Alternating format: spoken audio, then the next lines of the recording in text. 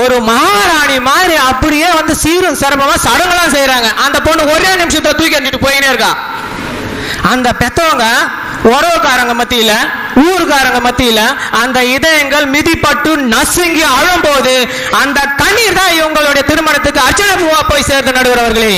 அதை நீங்கள் மறந்துவிடக் கூடாது. அதை நீங்கள் மறந்துவிடக் கூடாது.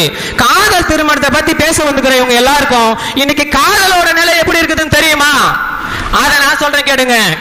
சேலை வாங்கி கொடுத்த காதல் காலவாரி விட்டது, லிப்ட் கேட்டு போன காதல் ஷிப்ட் மாறி போனது, ஆபீஸ்ல வந்த காதல் 5 மணிக்கு முடிஞ்சது, அடுத்த காதல் பஸ் ஸ்டாப்ல 6 மணிக்கு தொடங்கிச்சு. இப்படிதான் இருக்குது இன்னைக்கு காதல்.